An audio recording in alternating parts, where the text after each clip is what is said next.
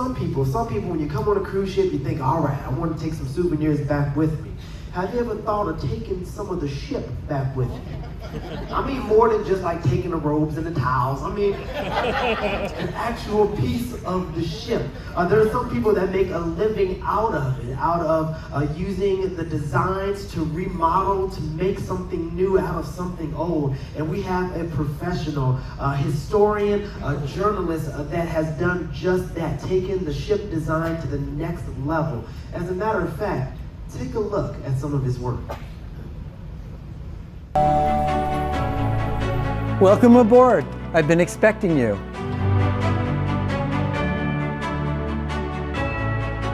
I am Peter Knego. I am an ocean liner historian, fanatic, and procurer of parts of ships from India. Everything in this house, save for the drywall and maybe the toilets, is from an ocean liner. The stairs here are from a beautiful 1955 Cunard liner called the Ivernia, and the inset bits here are from the Empress of Canada, which became the Mardi Gras, Carnival Cruise Line's very first ship. And over in here in the living room, we have all sorts of beautiful art panels. This big panel here is from the Hamburg, built in 1969. The bar is British, from a British ocean liner that used to sail to West Africa called the Oriole. That's the Oriole actually on the bar itself. All the furniture is Italian, from Italian ships. In 8th grade, I was given an assignment on the Lusitania during my American history class. So I started studying the Lusitania, and I learned about other classic ocean liners of the era and just became smitten. Our TV room, all the light fixtures are Italian, from different Italian ships. Even our downstairs hallway is a recreated part of an old ocean liner. This is one of my favorite pieces. It's from a ship called the Augustus, Italian, built in 1952. These doors are beautiful doors with woodwork from West Africa and etched glass. And then in this hallway are builder's plates from all the different ships that I've been able to rescue the plates from. And historically speaking, these are very important. They say the shipyard number usually and the year that the ship was built. The ballroom on the Empress of Britain was filled with these beautiful marquetry panels, all inlaid in tiger maple. And so I took the entire room's paneling out of the ship when it was being scrapped and rebuilt parts of it here where I could. This was a utility closet on the ship, and behind here is a closet. And so I started my business buying the parts of the ships to not only decorate my house, but also sell to other people.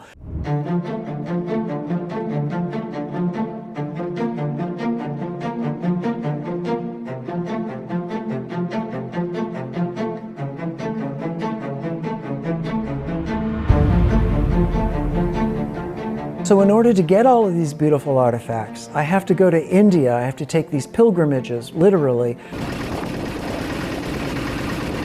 So this place I go to, the scrapyard in India, it's called the Lang. It's a 10-mile stretch of beach. A Lang has a 30-foot tidal variance.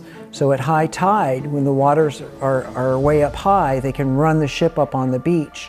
And then the waters go down, and that's when the workers are able to walk out and go aboard and start the process. The process of breaking a ship takes between 6 months and a year.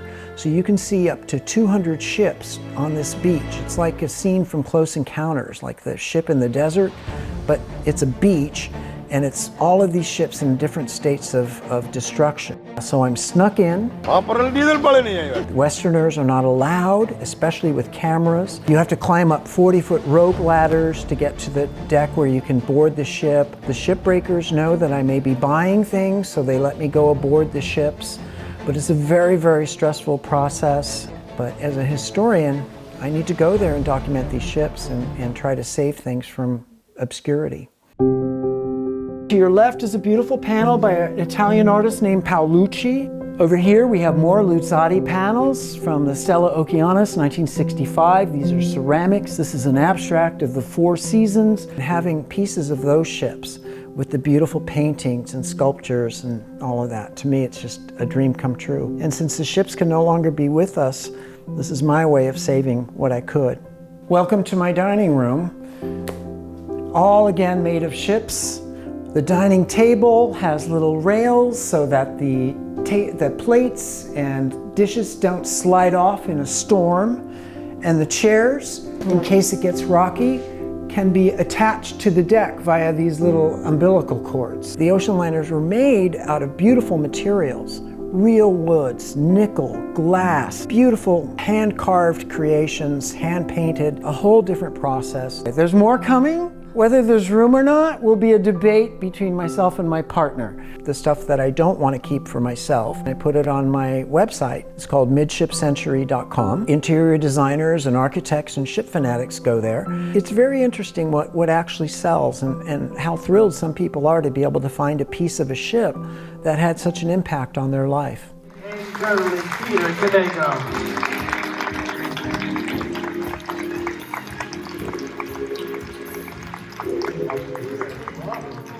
Welcome. Thank you. Wonderful to be here. Thank you for coming on a beautiful day like today. Nice to see you down here. That's incredible.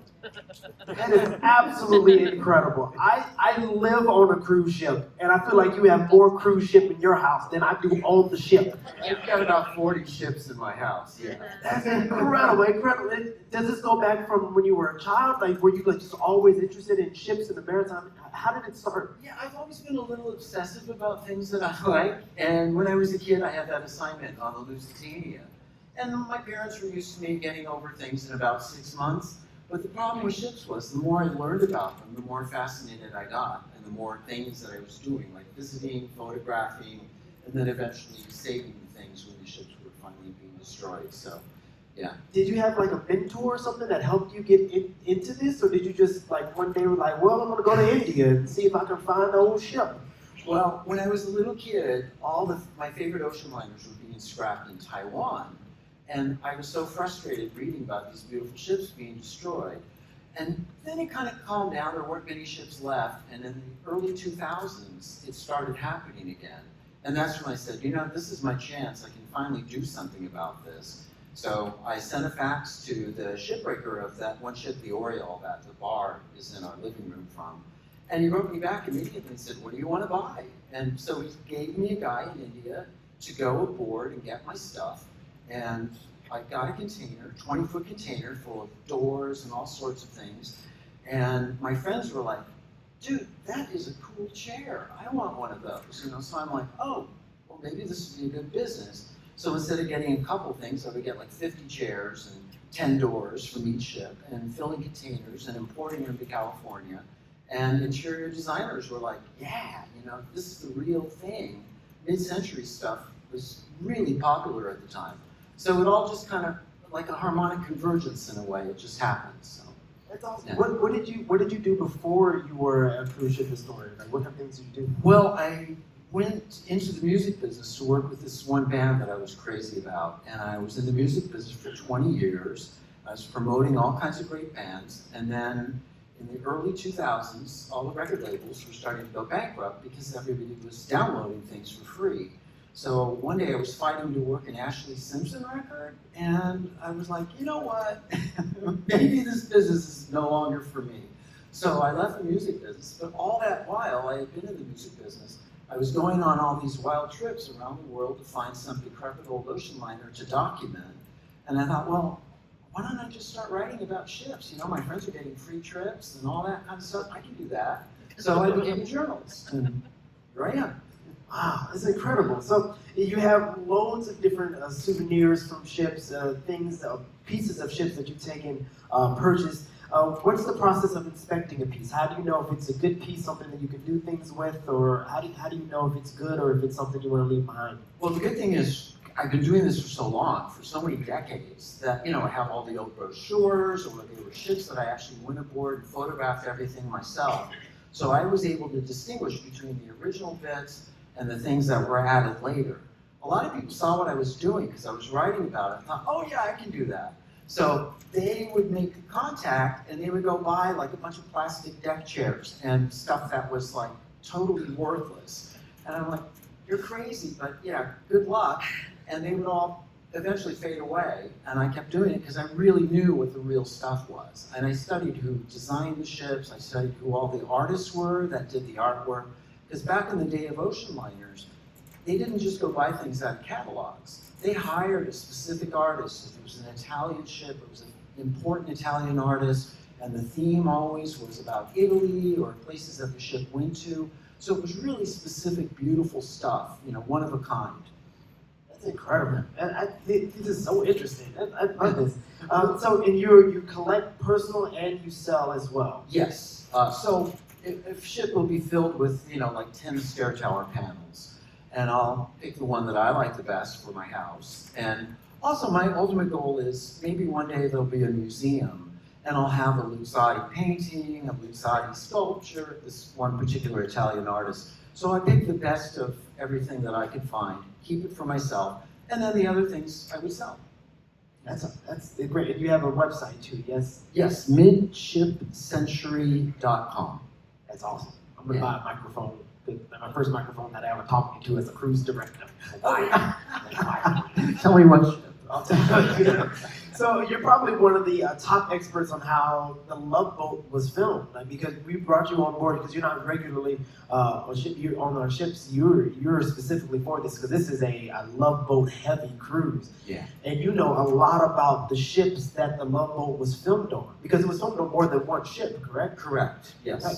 And usually people know the Pacific Princess, but also the Island Princess, the Sun Princess as well. The old Sun Princess, obviously not the one that's not out Oh, yet. she was in the second, when they redid the series, the second Sun Princess was the star of that. Yeah, we have the third Sun Princess is about to come out. Right, and the third one's coming with whole new class. Yeah, whole new class. And you're going to share with us some of the secrets of the filming of the Love Boat, correct? You got some behind the scenes, and why it was so trend-setting with the ships, and what we can kind of look out for when we're looking at the old episodes in our stateroom, yeah? Exactly. Yeah, if you want to geek out like I do, I'm like, oh yeah, okay. So, here we go. Tell us about Now, I hope I can operate this properly, which, do I push this one brings the next one. Okay, well, we're going to go back to the mid-70s when Princess had these three beautiful ships.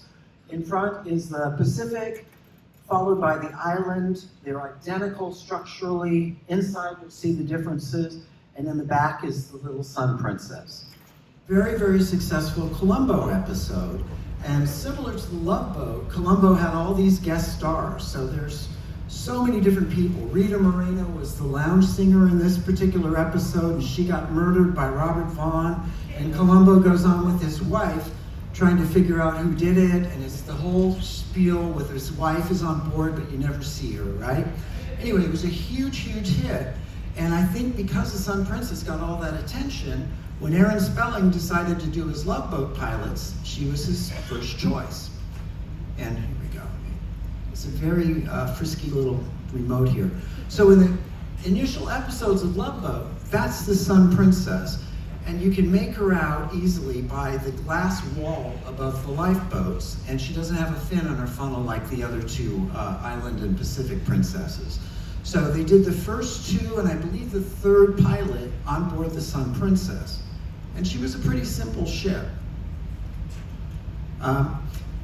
Also, on the Love Boat pilots, they didn't have the full cast. On the first two, they had Gopher, and they had Ted, and I think the doctor, but he wasn't actually the doctor, and Adam, until the third pilot came out. So anyway, they mixed around with different cast people. I mean, Dick Van Patten played the doctor the first time, and he was a superstar, but I guess, you know, they didn't feel he fit right, so they changed the cast around. But all of this was on the Sun Princess. The Sun Princess got her start. She was owned by P&O Lines. She was built as the Spirit of London in 1972. And for her day, she was a really important ship, a brand new ship coming to the West Coast. But Prince P&O saw that Princess was very successful, and they needed to really break into the cruise industry. They had a bunch of aging ocean liners that weren't doing well. So they bought the Spirit of London and turned her into the Sun Princess. So that's the very first brochure Princess printed for the Sun Princess. And you can see the Sun Princess still, even in the regular Love Boat series, She's regularly featured coming in at the end of the show when the ship is returning from its cruise. And you can again make her out by the glass wall above the lifeboats. And this is, yeah, well, okay. Again, sorry. The Sun Princess, when she was built as Spirit of London, had a British theme inside. So whenever you see anything with a Union Jack in the background, whether it's a swimming pool or in the lounge, that's a Sun Princess shot. And they did use a lot of stock shots that they shot earlier on the Sun Princess, even for the interiors. But this is when the Love Boat really got an upgrade. The Pacific Princess was a little larger than the Sun Princess and far more luxurious. And she had 2 swimming pools, which I'll get to. She began as the Sea Venture in 1971 for a company called Flagship Cruises, and she was built by a Norwegian consortium that had a lot of oil money, so they invested a lot of money into the ship, filling her with beautiful artwork and making her as modern looking as possible. And she was really a trend-setting ship in the early 70s. And she made headlines once when she rescued all the passengers off the QE2 when the QE2 broke down. So this ship only carried about 750 passengers. Imagine what it was like with another 2,000 from the QE2 sailing back to New York. I think people had to share cabins, and it was quite an adventure. Inside, the Sea Princess was again filled with this beautiful Norwegian artwork. This is the panel, the ceramic panel of all the Norwegian gods that was in the aft lounge. And her lines were spectacular. She was inspired by another cruise ship called the Oceanic, which was Italian, but she was designed by a Swedish architect, Robert Tilberg, who became one of the most prominent architects of the ships of the 80s. He designed the Royal Princess, that Princess built in 1984. She was built in Germany by a great shipyard that has long since vanished. She was filled with Norwegian artworks, and her chairs and furniture was all Scandinavian, Swedish and Norwegian. She was really a special ship for that time. Come along, there we go. Okay, now we're going back. All right, one of the greatest things about this change of ships, I'm sorry, just jump. All right, so if you go to the next one, thanks DuVaul, because I must have a heavy thumb. Okay, all right, but what was great about the Pacific Princess was she had 2 pools. And you'll see on the ship when they have an open deck and the wind is blowing, it's usually on the aft pool, which was a tiny little pool. It's barely the size of a jacuzzi on a modern cruise ship. And she had the crystal pool, which they built the whole set about. So whenever you see yellow curtains and a blue bar, that's the actual Hollywood soundstage. And I'll distinguish between the 2 pools on Island and Pacific a little later here. Next one, please. Okay. So, I get excited too. okay. All right. So, the Island Princess was filmed just as much as Pacific, and she was identical, like I said, structurally. But every now and then you'll see her name, and sometimes they'll run a backwards film where the name is actually backwards. So if you look closely, you can see that it's the Island Princess and not the Pacific. But the great thing was there were 2 of these, so there was double the opportunity to film on board a ship when they actually wanted to do a live shot on a ship as opposed to just using the studio. So they had 2 to work with, and the Island Princess never got the credit she deserved, but she was just the same and just as good. She was the Island Venture, and she only sailed for Flagship Cruises for 1 season, and then Stan McDonald, who owned Princess, chartered her, and this ship blew open Princess for West Coast cruising. She was by far the most glamorous, exciting cruise ship that ever sailed out of the West Coast on a regular basis. So she opened the door and made Princess the entity that it is now. And again, that's a flagship brochure and her very first brochure for Princess.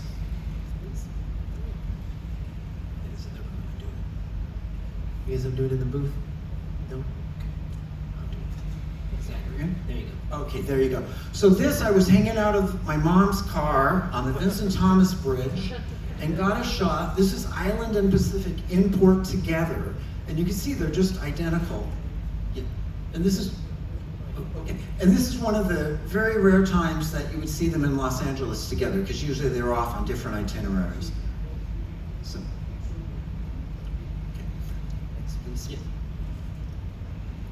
Okay, so they had a show lounge, and I brought some pieces of the show lounge from the Island Princess, these beautiful gold ceiling discs. They were all handmade in resin. They had a different theme on each one. So I brought a bunch of those because I rescued those in India. And you can see Pacific and Island, they were identical, except the color schemes were slightly different over the era. So, next one, please. And the bar that served them, this is the Islands on top, the carousel bar, and the Pacific had these beautiful Norwegian enamels that were sadly destroyed when she was scrapped. So everything from Pacific was lost because she was scrapped in Turkey, the ship was listing, and the Turks didn't want to be bothered with taking anything off. And so I tried my best to save what I could, and it unfortunately didn't happen. But with Island, I bought all of those little animals that were in gold leaf on the bar, and behind them they opened up, and then that's where all the booze was stored. Okay, aft lounge.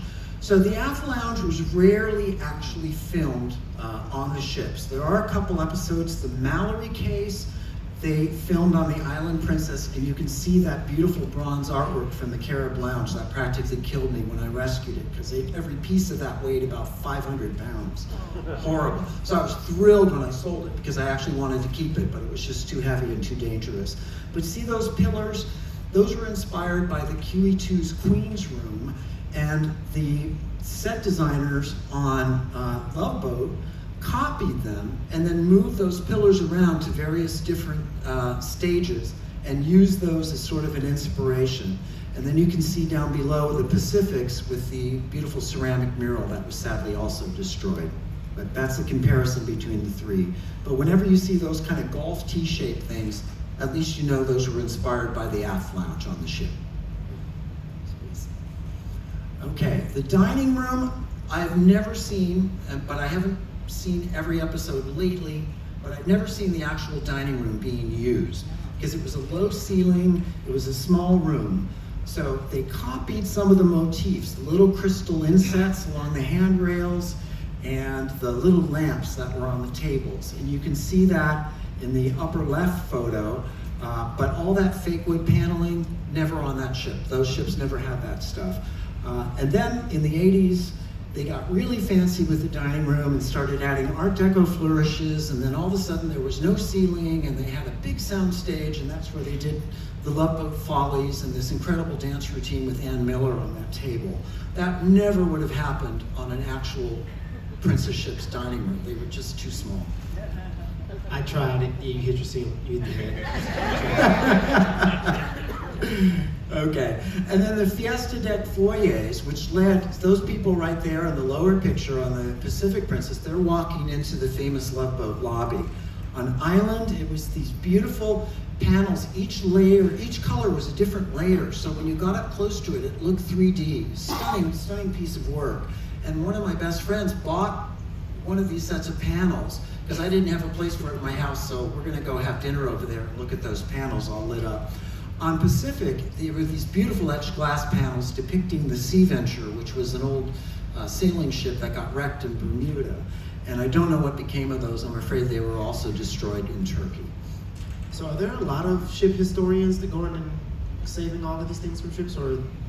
Not historians, no. Just people who want to make money, they try and do it, but they don't usually do too well. But most historians would never deal with what I deal with in India. They're a little more sane than I am. They'd rather read about it, you know. All right, now here's the most famous part of the ship, and it's the Love Boat lobby. On the left, you see the stage, and you can see that kind of squiggly gold thing up there. I'm not quite sure what it is. It looks like birds or seahorses or something. It's inspired clearly by the Pacific Princess's lobby, which had these incredibly beautiful bronze panels that were depicting the 7 continents. And you see the real staircase had a little landing in the middle. The one on the Love Boat was just a small arc, and people literally walked through that wall from the boat deck on the set into that lobby, whereas on the actual ship, the boat deck was several layers higher on the ship. So people normally came into the lobby that I showed in the last picture and then walked through the Love Boat lobby, but hey, whatever. The Island Princess has a different motif. It's glass birds. It's called Wind and Light and Movement, and I did save every piece of that. We've got a few of those in our kitchen, and there's another video coming after this where you'll see them. But sadly, I think Pacifics were lost. But you can see the two lobbies. They're really beautiful, and these were the first lobbies, like atrium-style lobbies on modern cruise ships, which was very important. And now, of course, we have the piazzas, which are far more useful. So here we have, there's Tom Hanks on the left, and this is on the Love Boat set with the fake mermaid, which was inspired by the Little Mermaid that's in Copenhagen. But the real ships, and they use these stock shots all the time, on Pacific, it was a little bronze boy listening to a conch shell, and on Island, it was a bronze girl sort of bending over in repose, and we saved her. The bronze boy disappeared in the shipyard in Italy when Pacific was laid up before she went to scrap. So some Italian shipyard worker has a wonderful piece of art. I hope he understands what it is. All right, and that's pretty much it. If anybody's interested in this stuff, I've got the Midship Century website. It tells the history of all of these beautiful ships. And I have a YouTube channel. I do a tour of the Island Princess back in the day, and I'll do one of Pacific, and there'll be a lot more Love Boat stuff coming to that, so please check that out if you can. And I think we're gonna now see a video, and after the video, I've got a few things on display here at the front of the stage, and I'll come down and I'll explain what this stuff is, okay? Thank you so much for coming here. Well, welcome to delivery day. This is my latest cargo from India. I'm a little bit beyond excited. Let's see what's inside. Hopefully some great Love Boat stuff.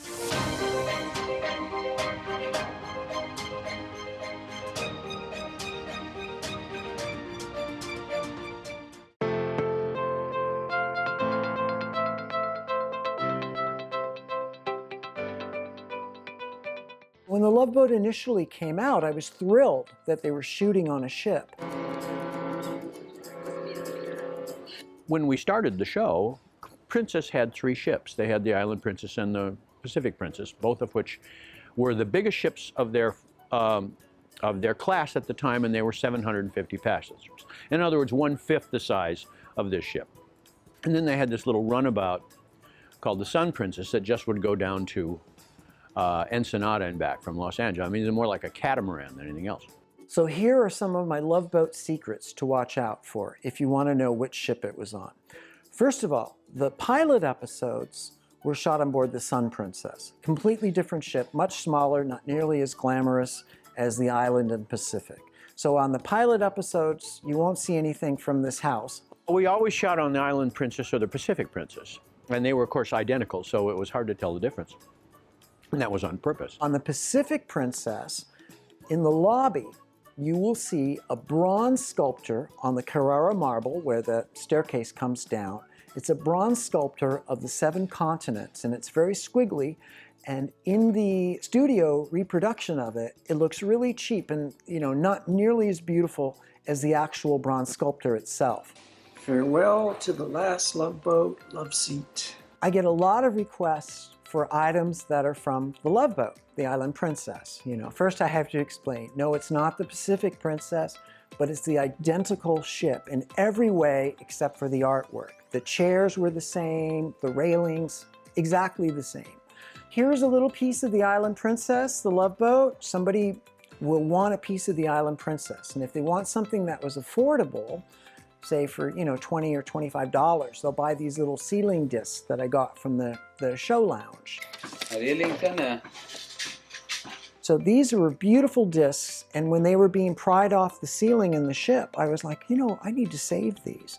And so I recreated a part of that in our ceiling with our brilliant handyman who knew how to put everything back up beautifully. So I'll sell a few of those. And by the way, the idea of signing them came from Gavin with the signatures from the different Love Boat stars. That's very important. Okay. I also have the beautiful lobby glass panels. I've got 2 of them in my kitchen, and I kept the signature piece also. These beautiful glass bits are by an artist named Franz Weiderberg, who was one of the Norwegian artists that was commissioned by the people who built the ship, Flagship Cruises, and the ship was a showcase of Norwegian arts. Down here is more of the Love Boat.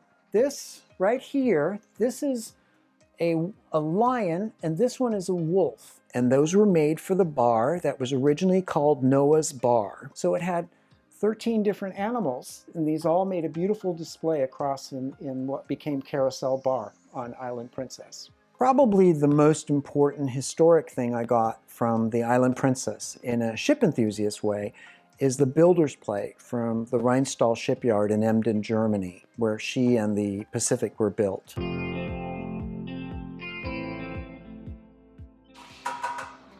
This lady is one of my favorite ladies on the planet, and she was by the pool on the Island Princess. She's a bronze sculptor by an artist named Per Ung. So when they're parading around in their bathing suits, you'll see her in the backdrop. When they shot on Pacific Princess, it was a little boy listening to a conch shell.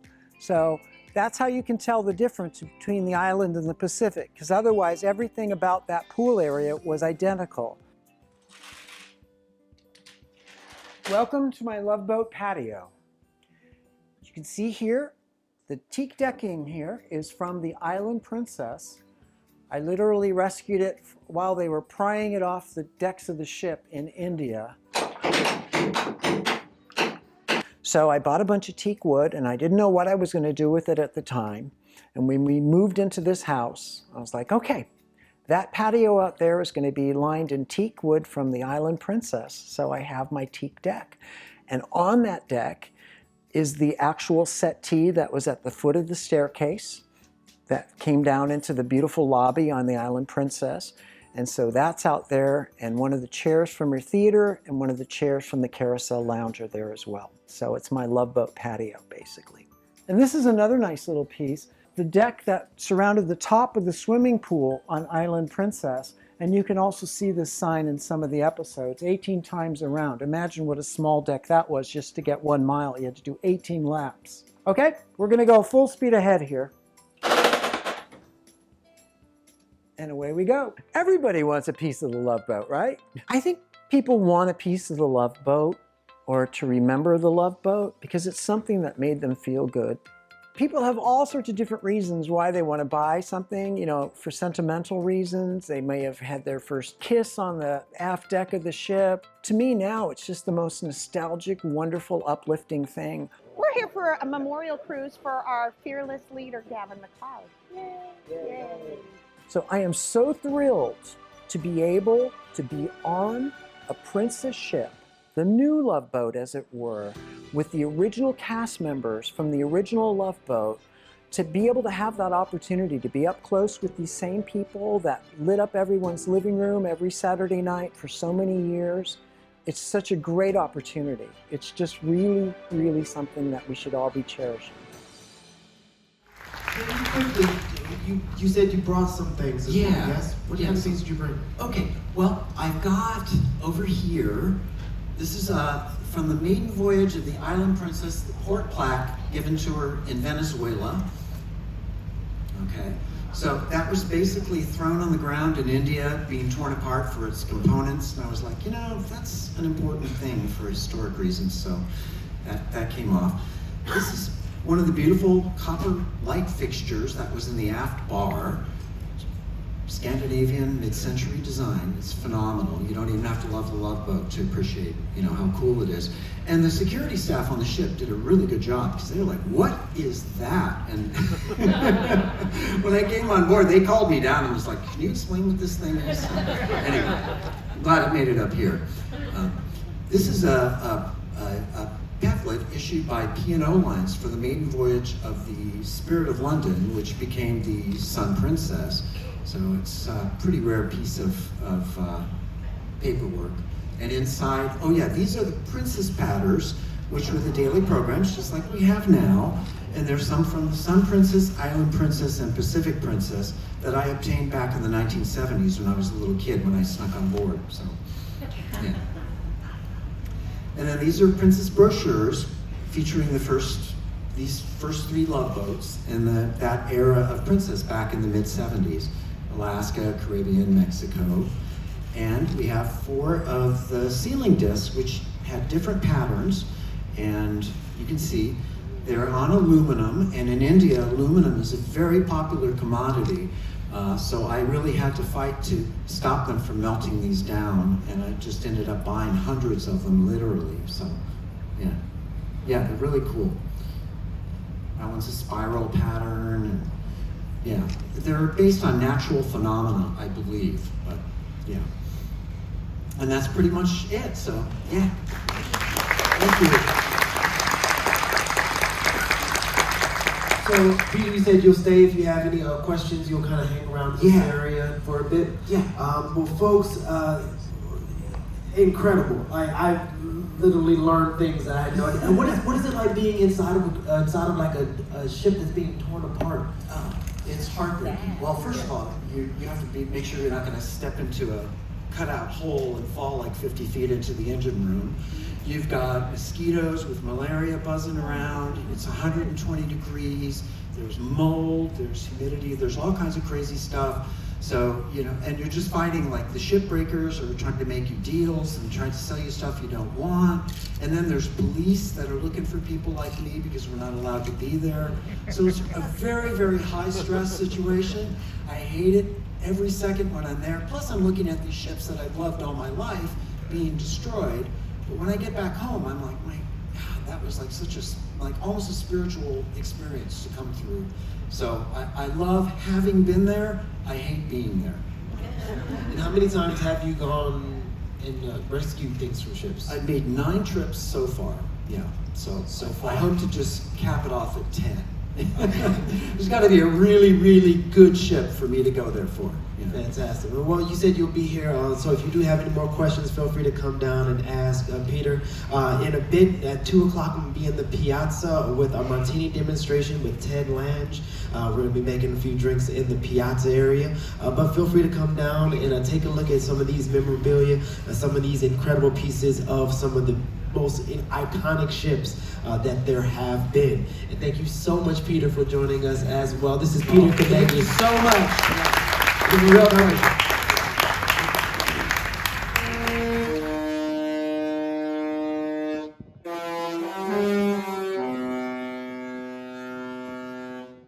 Yeah.